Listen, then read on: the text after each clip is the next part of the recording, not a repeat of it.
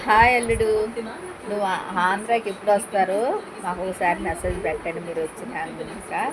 మాదైతే గోపాలపురం మండలం చిట్యాల. ఒక్కసారి మిమ్మల్ని కలవాలని అనుకుంటున్నాం మేము. మీరే కలిసినా పర్లేదు, మీరు అడ్రస్ చెప్తే మేమైనా వస్తాను, ఏదో రకంగా వస్తాను.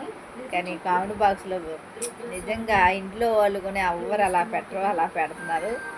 వెనక మళ్ళీ పెద్ద పిల్లలు రావు ఏమైనా. చిన్నప్పటి నుంచి వ్యవసాయం పని అంటే ఇష్టమే. నేను వీడియోలు చాలా చెప్తున్నాను కదా, వ్యవసాయం పనే చేస్తాను.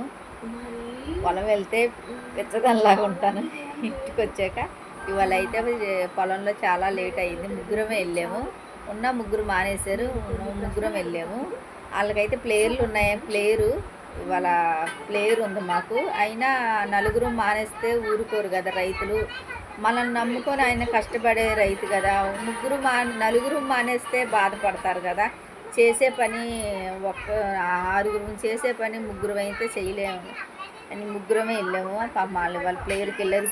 ఇప్పుడు ఉంది నాకు వెళ్ళాలంటే, కానీ పొద్దుత్తమానం కూర్చొని మొక్క నూటంలో చాలా బాధగా ఉంటుంది. పొద్దున్నుంచి వెళ్ళి సాయంకాలం దాకా మొక్క నూటాలంటే చాలా ఇబ్బందికరం, కూర్చొని నూటాలంటే.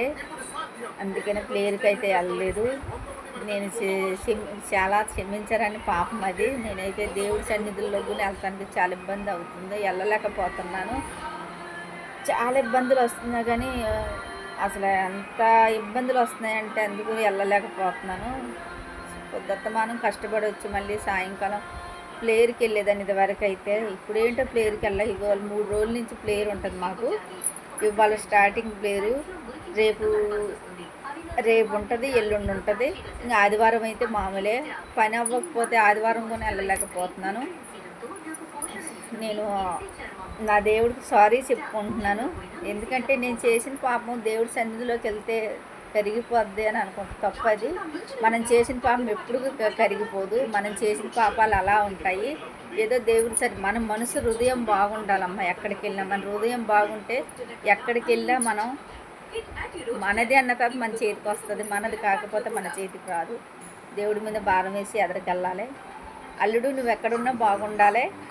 నా ఇంట్లో అలాగా అల్లుడు అల్లుడు అని అందరూ నాకు అందరూ చూసి చదువుతుంటే అల్లుడు ఎవరు మీకు దగ్గర వాళ్ళు అంటున్నారు. నేనేం చెప్పట్లేదు.